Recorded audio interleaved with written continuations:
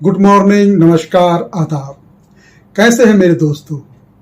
मैं उम्मीद करता हूं कि आप सब अच्छे होंगे। आज हम बात करेंगे डॉग बाइट, रेबीज, हाइड्रोफोबिया के बारे में। रेबीज के सिम्टम, कौन से जानवर के काटने से रेबीज होता है, रेबीज बीमारी से बचने के उपाय और डॉग बाइट पर कितने इंजेक्शन लगाना चाहिए, इन सब टॉपिक पर आज हम आपसे बात करेंगे। तो बने रहे मेरे साथ इस वीडियो को एंड तक देखने के लिए। चलिए मैं वीडियो को शुरू करता हूं। सबसे पहले हम बात करेंगे रेबीज क्या है या रेबीज बीमारी किसे कहते हैं। रेबीज एक वायरस से होने वाला बीमारी है। उस वायरस का नाम है रेबीज वायरस। रेबीज एक जानलेवा बीमारी है। जब भी ये वायरस किसी एनिमल के अंदर आता है और ये एनिमल किसी इंसान को काट लेता है तो उस इंसान के अंदर में रेबीज वायरस पहुंच जाता है या उस इंसान के अंदर रेबीज वायरस आ जाता है। आमतौर पर रेबीज वायरस एनिमल के लार में पाया जाता है, यानी मुंह से टपकने वाला जो सलाइवा है उसमें पाया जाता है। रेबीज बीमारी का अभी तक कोई ट्रीटमेंट नहीं निकला है। रेबीज बीमारी सिर्फ कुत्ते के काटने से नहीं होता है, बल्कि इनके अलावा चमगादड़, लोमड़ी, खरगोश, गधा, घोड़ा, गाय, भैंस, भालू, बकरी, मतलब जितने भी जंगली जानवर या घरेलू जानवर हैं, अगर ये आपको काट लेता है तो आपको भी रेबीज बीमारी हो सकता है। पहले के जमाने में आमतौर पर कुत्ता काटने के बाद एंटी रेबीज वैक्सीन का कोर्स 6 इंजेक्शन का होता था, लेकिन अब एंटी रेबीज वैक्सीन का बहुत एडवांस टेक्नोलॉजी आ गया है, जिसमें टोटल डॉग बाइट के 4 इंजेक्शन लगाने पड़ते हैं। पहला डोज कुत्ता काटने के दिन ही लेना पड़ता है, यानी जिस दिन आपको कुत्ता काटा है उस दिन आपको पहला डोज लेना पड़ेगा। और इसके साथ आपको टीटी का इंजेक्शन भी लगवाना पड़ता है, यानी एक बाजू में आपको टीटी का इंजेक्शन लेना होगा और दूसरे बाजू में डॉग बाइट का इंजेक्शन लेना होगा। दूसरा डोज तीसरे दिन, तीसरा डोज 7वें दिन और चौथा डोज 14वें दिन। अगर आप एंटी रेबीज के कोर्स को पूरा कंप्लीट नहीं करते हैं तो आपको रेबीज हो सकता है। इसलिए आप जब भी एंटी रेबीज का वैक्सीन लें तो पूरे कोर्स को कंप्लीट करें।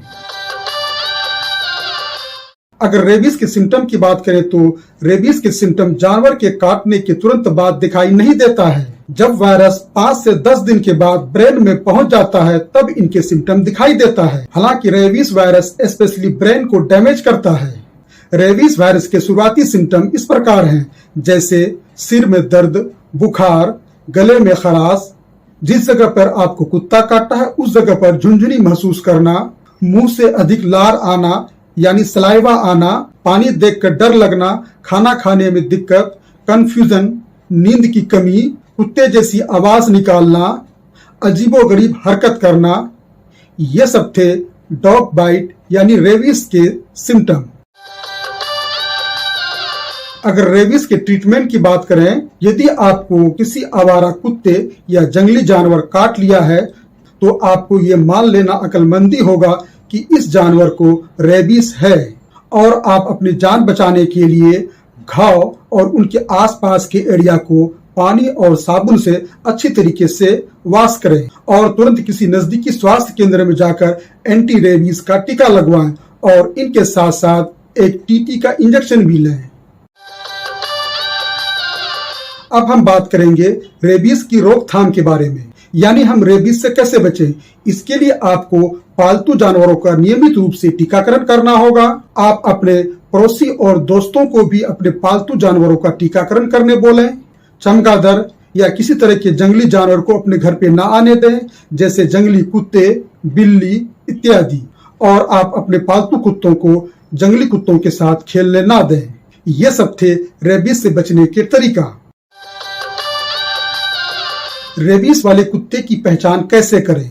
रेबीज वाले कुत्ते के मुंह से सलाइवा या लार आना, लड़खड़ा के चलना, दौड़ने में परेशानी होना, अजीब सा हरकत करना, किसी भी इंसान को देखकर बार बार भौंकना, कुछ खाने या पीने में परेशानी होना। अगर ये सब सिम्टम किसी जानवर या कुत्ते में आपको दिखाई देता तो आप फौरन सतर्क हो जाएं, क्योंकि ऐसे जानवर में रेबीज हो सकता है। एंटी रेबीज वैक्सीन की कीमत की बात करें तो आमतौर पर एंटी रेबीज वैक्सीन किसी भी गवर्नमेंट हॉस्पिटल में यह वैक्सीन फ्री में दिया जाता है। क्या प्रेग्नेंट वुमेन रेबीज वैक्सीन ले सकता है? रेबीज का वैक्सीन सभी प्रकार के लोग ले सकता है, चाहे वो प्रेग्नेंट महिला हो या बच्चे या बुजुर्ग आदमी या फिर कैंसर के पेशेंट हो या फिर शुगर के पेशेंट हो या थायराइड के पेशेंट हो। सभी प्रकार के लोग रेबीज का वैक्सीन लगा सकता है। रेबीज वैक्सीन पेट के बजाय हाथों में क्यों लगाया जाता है? पुराने जमाने में रेबीज के 6 डोज का वैक्सीन आता था जो पेशेंट के स्टोमक में दिया जाता था। अब एंटी रेबीज का बहुत ही एडवांस टेक्नोलॉजी आ गया है, इसलिए स्टोमक के बजाय शोल्डर में इसका वैक्सीन दिया जाता है। रेबीज वैक्सीन 2 तरीके से लगाया जाता है, पहला IM और दूसरा ID, यानी इंट्रामस्कुलर और इंट्राडर्मल।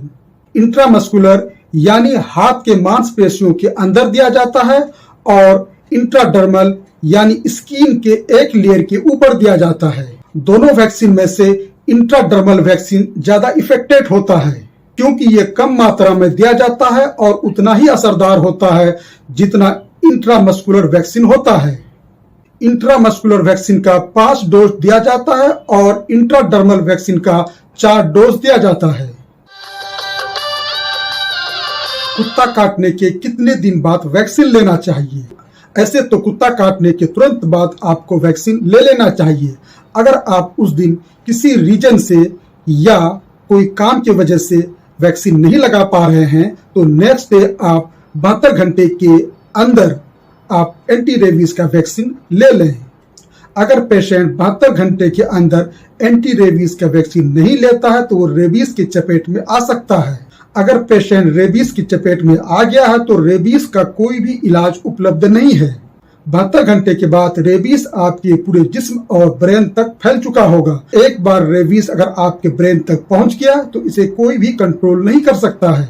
अगर आप इसके बाद एंटी रेबीज का वैक्सीन लेते हैं तो उसे कंट्रोल करना नामुमकिन है। अगर आपको कुत्ता काट लिया है तो आपको ये सब गलती नहीं करना है, जैसे घाव पर पिसी हुई लाल मिर्च ना लगाएं, घाव पर बैंडेज या पट्टी ना बांधें, किसी ओझा और तांत्रिक के पास ना जाएं। जितना जल्दी हो सके आप घाव को पानी और साबुन से धोएं और अपने किसी नजदीकी स्वास्थ्य केंद्र में जाकर डॉक्टर से कंसल्ट करें। डॉग बाइट के कैटेगरी, यानी डॉग बाइट के कितने कैटेगरी होते हैं?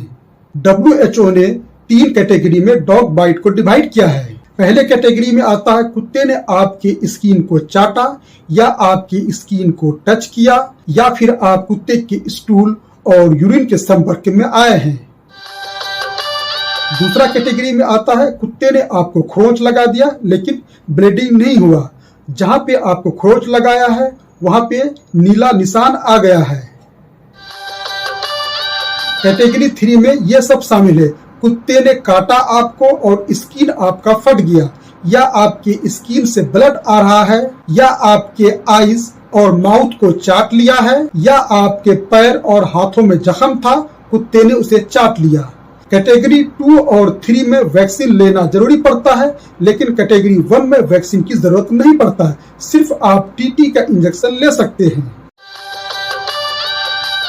अब हम बात करेंगे डॉग बाइट वैक्सीन का पूरा डोज ले लिया है लेकिन कुत्ता हमें फिर काट लिया है, तो क्या इसके लिए हमें दोबारा वैक्सीन लेने की जरूरत पड़ेगा? हाँ, इसके लिए आपको फिर से दोबारा वैक्सीन लेने की जरूरत है, लेकिन आपको 4 डोज नहीं बल्कि आपको 2 डोज लेना है वैक्सीन का। ऐसे कंडीशन में आप एंटी रेबीज वैक्सीन का सिर्फ 2 डोज ही लेंगे। पहला डोज जिस दिन आपको कुत्ता काटा है उस दिन लेना है और दूसरा डोज कुत्ता काटने के तीसरे दिन बाद, यानी जिस दिन आपने पहला डोज लिया उसके तीसरे दिन आपको दूसरा डोज लेना है। मार्केट में बहुत से एंटी रेबीज वैक्सीन आता है, लेकिन मैं आपको कुछ एंटी रेबीज वैक्सीन के नाम बता देता हूं, जैसे अभेरब, रेबीवैक्स S, जुनूवैक्स V और रावावेट। प्लीज आप कमेंट करके जरूर बताएं आपको ये जानकारी कैसा लगा। मुझे आपके कमेंट का इंतजार रहेगा। आप लोग जहां से भी मेरा वीडियो देख रहे हैं तो प्लीज आप कमेंट बॉक्स में अपने शहर या गांव का नाम जरूर टाइप करें। बस आज के लिए इतना ही। आप वीडियो को शेयर कर दें और चैनल को सब्सक्राइब कर दें। Thank you so much.